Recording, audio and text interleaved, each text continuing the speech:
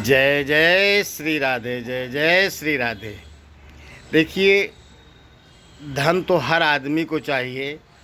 और अगर हम शास्त्रों की बात करें तो शास्त्र हमारा ये कहता है कि अगर आप पराक्रम करेंगे तो लक्ष्मी आपके यहाँ ज़रूर आएंगी। मगर प्रभु कुल मिला के बात है कि प्रारब्ध भी हमारा बहुत कुछ होता है। आप देखिए, ऐसे बहुत से लोग हैं कि उनके पास धन इतना है कि अगर उनकी 10 पीढ़ियाँ बैठ के खाएं तब भी उनके पास धन का कहीं से भी संकट नहीं आएगा। और कई ऐसे बच्चे हैं बेचारे कि उनको जब इस धरती पे आते हैं तो उनको दूध मिलने का भी नहीं मुनस्सर होता, दूध भी मिलना उनके लिए महाभारत हो जाता है। तो ये सब क्या है? सब हमारा प्रारब्ध है। जो हमारे माँ बाप हैं, जैसे हमारे अच्छे कर्म हमें आगे बढ़ाते हैं, हमारा पराक्रम आगे बढ़ाते हैं, उसी तरह से हमारे माँ बाप जिसकी हम योनि में जन्म ले रहे हैं वो कितने धर्मात्मा हैं, उनका कितना प्रताप है। जैसे आप इस तरह समझिए प्रारब्ध कि आपका कोई विधायक रिश्तेदार है या मित्र है। आप विधायक नहीं हो, आप कुछ नहीं हो, मगर वो आपका जो रिश्तेदार है या जो मित्र है उससे आप संलग्न होकर, उससे आप मिल करके बहुत कुछ हासिल कर सकते हो। जबकि आप बहुत ही गरीब हो, बहुत ही निर्धन हो, तो इसी को बोलते हैं प्रारब्ध। और आपका देखिए, पराक्रम कौन नहीं करता? इस दुनिया में हर आदमी पराक्रम करता है, मगर परमात्मा कहते हैं कि जितना आपका है उतना ही मिलेगा, ना उससे ज़्यादा ना उससे कम। ये हमारा शास्त्र में वर्णित है। मगर ये मुझे कैसे पता हो कि हमें इतना ही मिलेगा?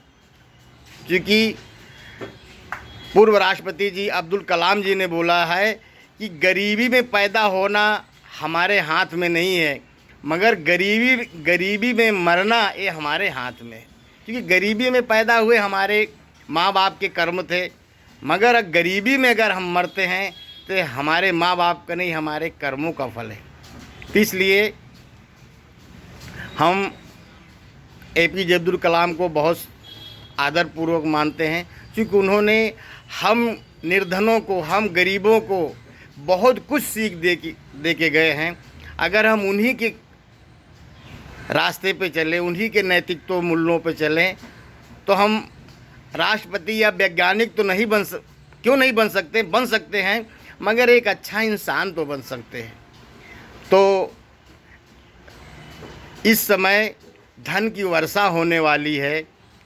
मतलब ये नहीं कि आपके यहाँ कोई लाके बोरी पटकेगा, मगर कृष्ण जन्माष्टमी का बहुत ही पवित्र, बहुत ही पावन त्यौहार आ रहा है। अब हम इस चक्कर में नहीं फंसेंगे कि 6 को मनाएं कि 7 को मनाएं। जब जो आपका प्रावधान हो, जहाँ आप रहते हो, जो आपका संप्रदाय है, उस संप्रदाय के अनुसार आप जब भी मनाओ, 6 को मनाओ तब भी ये विधि कर सकते हो आप, 7 को मनाओ तब भी आप ये विधि कर सकते हो। करना क्या है आपको कि रात में 11:30 बजे से लेकर 1 बजे तक आपको एक हवन करनी है। और हवन जो करनी है वो गन्ने के रस से करनी है। और अगर आपको बेल की लकड़ी मिल जाए तो अति उत्तम है, नहीं तो आप आम की लकड़ी भी मिल जाए तो ठीक है। इस समय बेल में फल आ गए हैं। अगर लकड़ी नहीं मिलती है तो जो बेल के फल हैं उसको भी आप जो है ना उस हवन में शामिल कर सकते हैं। आप जब हवन करते हैं तो हवन के नीचे आपको लिखना है रम। उसके बाद जब आप थोड़ा सूखी लकड़ी रहेगी, क्योंकि आप गन्ने के रस से करेंगे तो लकड़ियां बुझने का डर रहेगा, तो आप जो है मंत्र जो है ओम ऐं ह्रीं श्रीं, इस मंत्र से आप 108 बार या 2 बार 3 बार जितना कर सकें। देखिए, जितना आपको लक्ष्मी का भूख हो, जैसे हमारा कुंडली में केतु एक उन्माद पैदा करता है, जैसे किसी आदमी को उन्माद होता है कि हम इतना पैसे कमाएं या हम इतना झगड़ा करें या हम इतनी राजनीति में इतने ऊंचे पहुंच जाएं कि हमारा बराबरी कोई न कर पाए। ये जो हमारे अंदर एक उन्माद पैदा करता है, हमारे अंदर शक्ति पैदा करता है, ये हमारा केतु है। और केतु जिसका मजबूत होता है उसे कुछ बताने की ज़रूरत नहीं है। और हमारा व्यक्तित्व ही सब कुछ बड़ा है। अगर हमारा व्यक्तित्व, हमारा उच्च विचार अच्छा है तो सब ग्रह अपने आप अच्छे हो जाते हैं।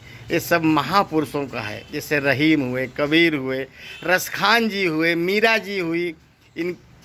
इन्होंने कभी परमात्मा भगवान के पास नहीं गए। माँ सबरी हुई, इनके पास खुद चल के आए।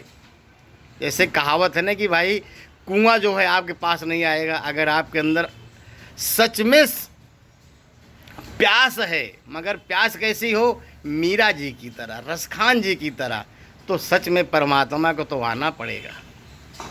इसलिए आप लोग इस हवन को कीजिए और पराक्रम भी कीजिए।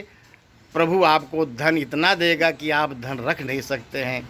क्योंकि हम जब तक परमात्मा पे डिवोटी नहीं होते, विश्वास नहीं करते हैं ना, तब तक हम भटकते रहते हैं कि यार यहाँ से पैसा मिल जाएगा, वहाँ से पैसा मिल जाएगा। और आप जो है विश्वास करो और कर्म पे ध्यान दो, आपको धन की क्या किसी चीज़ की चिंता नहीं रहेगी।